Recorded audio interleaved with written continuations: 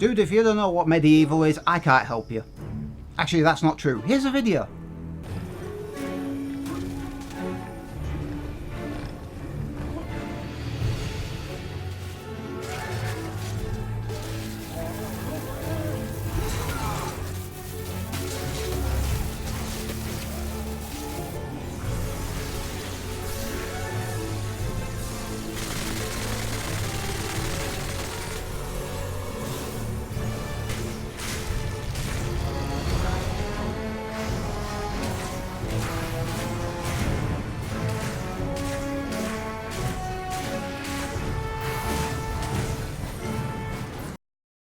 Medieval is a remake of a game from 2 decades ago, and it's when you say things like that you realise how old you're getting.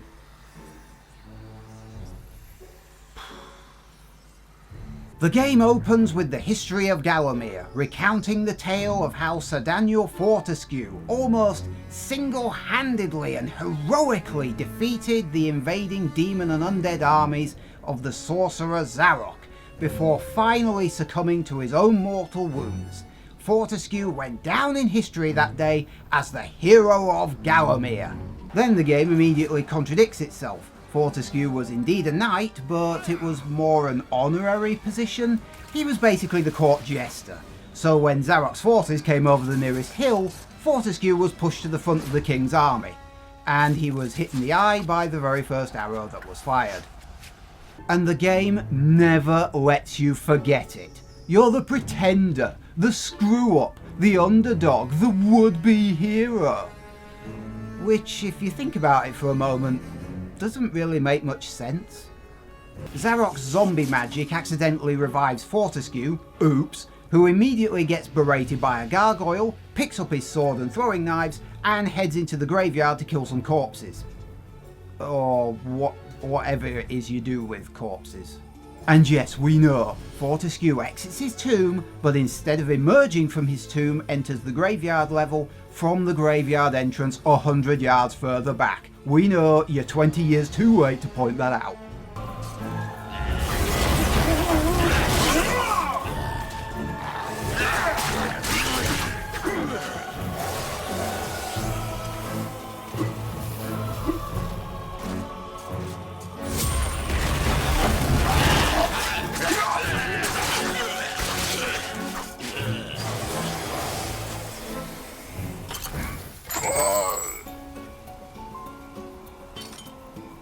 It's harder to make combat any simpler than this. Standard attack, alternate attack you can charge up, a shield lets you block.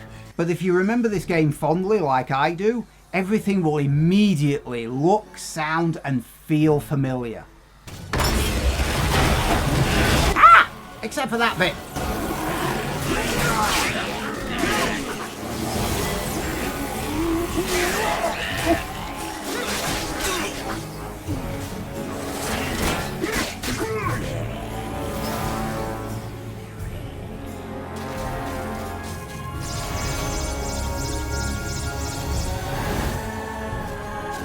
In every level there's a chalice of souls. Every enemy you kill fills the chalice a little bit. When it's full, you can pick the chalice up, you finish the level, you earn a trip to the Hall of Heroes.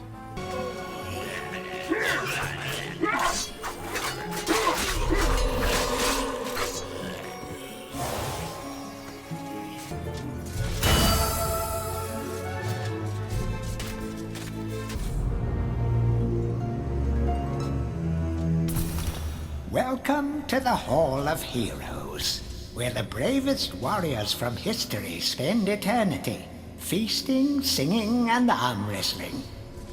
If they think you're worthy enough, you may be able to persuade them to give you a new weapon.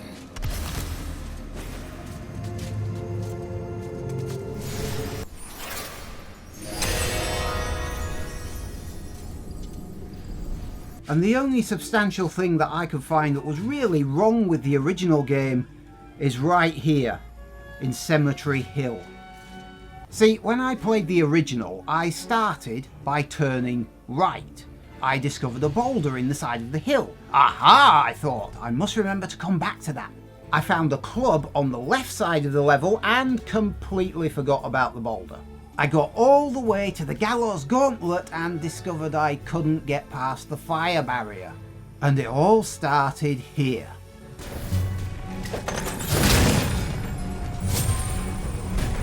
I'm going to spoil this bit later on because if I don't and you don't do it, it makes the game impossible to finish.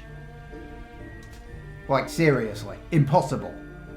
Watch out for the imps without torches. They'll steal your weapons and then you'll have to buy them back from the merchant gargoyles. It's a pain.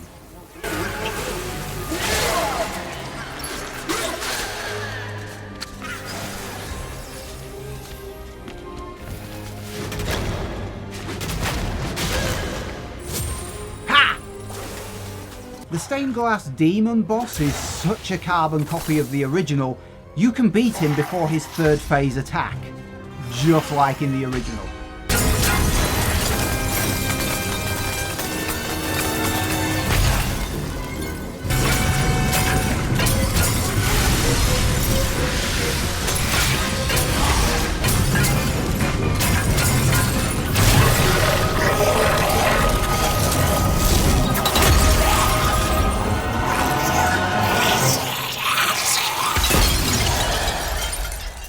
The Scarecrows used to be somewhat intimidating, but thanks to the slow to respond camera, they were easy to keep in sight while you fought them off.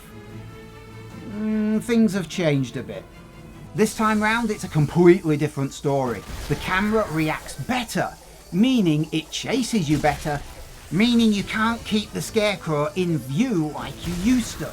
This is a rare moment where the camera improvements make the game harder. And I swear they're faster than before, which isn't a good thing in such tight quarters.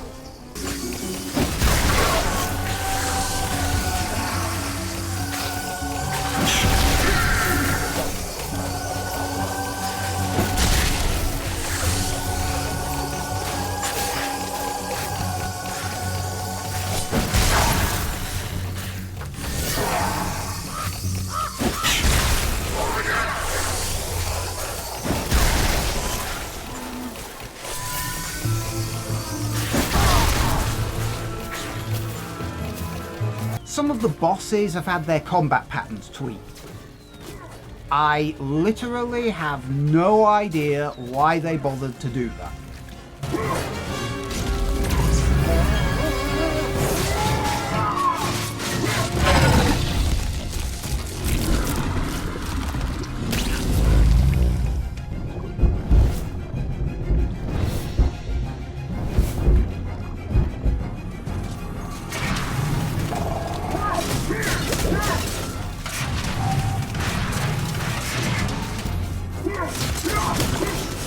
One of the reasons people loved this game is places like this, the Asylum grounds. 4 riddles you must answer, and multiple choice questions they not be. Instead you've got to figure out how to solve a puzzle in the maze. Even back then the answers weren't hard, but I liked how you had to implement the solutions. Greetings, Sir Fortescue. My name is Jack of the Green. I am the master of riddles, and this maze is my domain.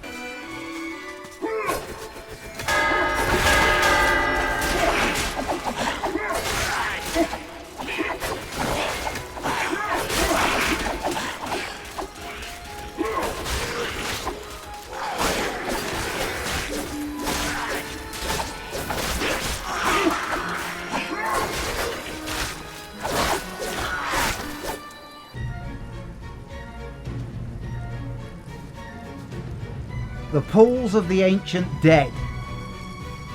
Ugh. This level killed me more times than I care to think about, let alone admit. Because Sir Daniel Sinks-a-Lot couldn't move with much precision in the original, it was a bloody nightmare. Everywhere that isn't a raised stone platform may as well be a lava pit or a bottomless pit. Instant death. Even now, I couldn't resist taking a dip in the mud.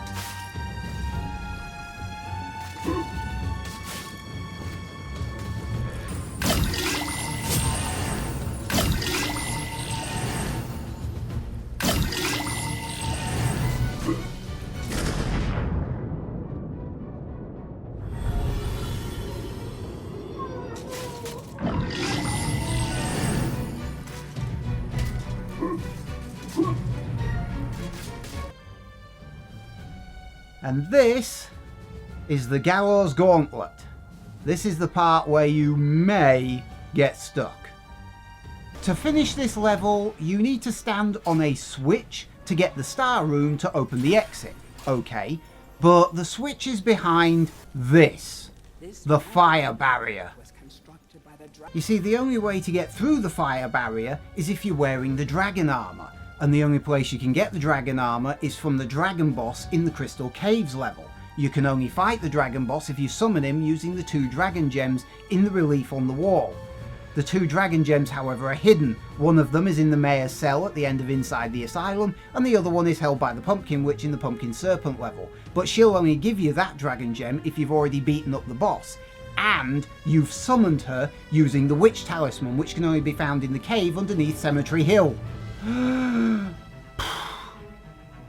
First time round, I missed the Witch Talisman under Cemetery Hill, and I couldn't finish the game.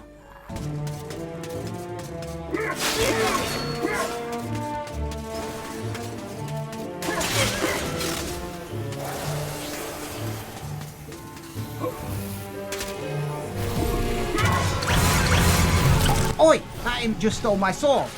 Wait, the other imp stole my bow! Come back!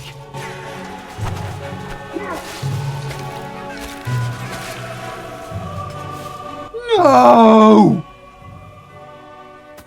The drawback to having 2 weapons equipped. Bugger! Look at the prices to buy them back! That's how much gold I have near the end of the game. I can barely afford them both.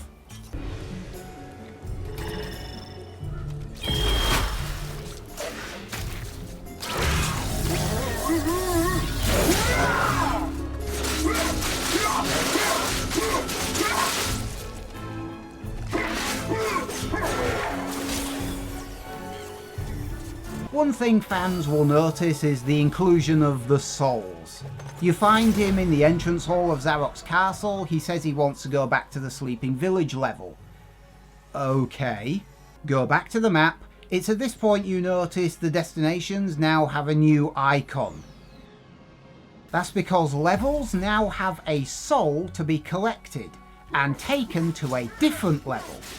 Each one has a different challenge to be completed. Some are more imaginative than others, but most are a bit dull.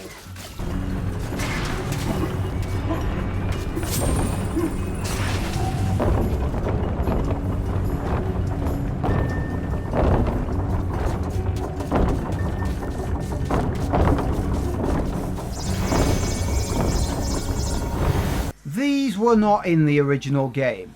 And because you have to finish a level in its entirety in order for a soul to be counted as collected or completed, that means you have to play every single level at least a second time. There better be something nice and shiny after all this.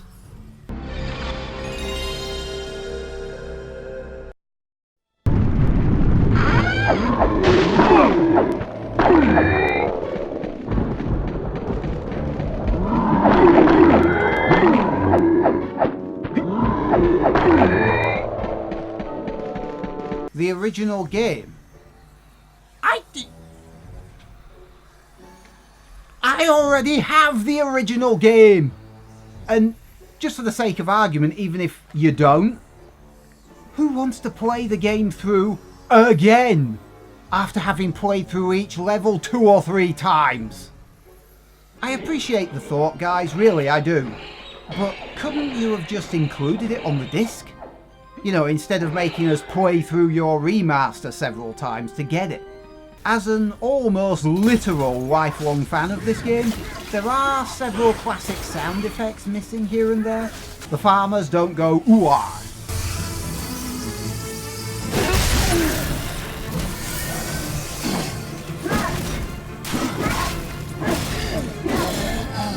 The Pumpkin Witch doesn't cackle when she disappears. I might give you a nice present. The mother doesn't go tra-la-la-la-la.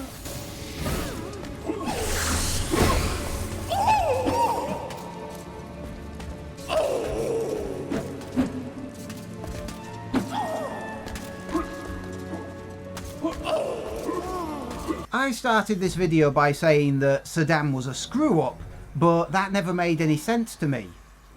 I mean, just look at him. Any weapon he finds, he can use. Swords, axes, crossbows, longbows, shields. He's proficient with them all. Have you ever tried throwing a throwing knife with precision?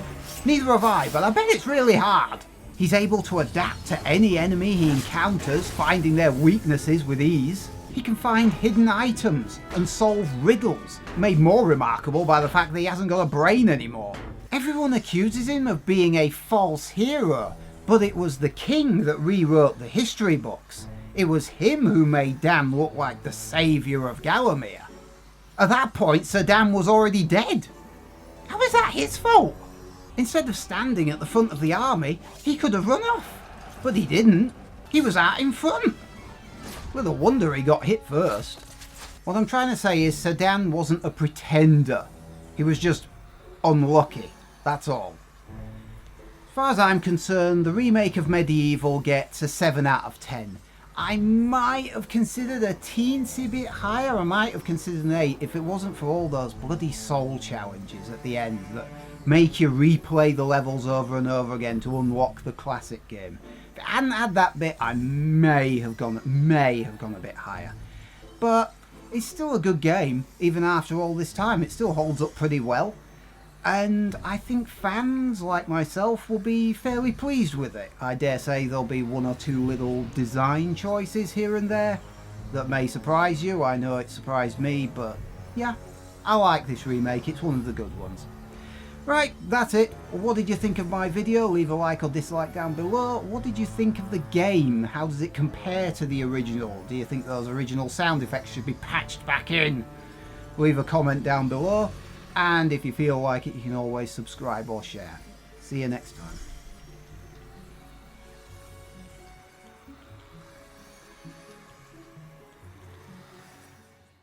In the pumpkin serpent level, but you can only summon the witch after you've had the... No, you know what I mean. I went a little bit off course there. I was doing well, but yeah. I can actually remember all of this, which is actually quite scary. 20 years onwards, I still sodding know how to do this. That's how much it irritated me. From underneath the hill... Cemetery Hill. Bollocks. Did so well. I almost said Hilltop Mausoleum. I always think about the building on the hill rather than the hill itself. That was my mistake. And if you talk to her... No. Bollocks. One of them is in the set... using the witch talisman, which can only be found in the cave underneath Cemetery Hill.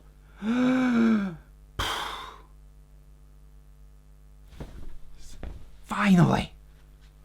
God damn it. What was so hard about that?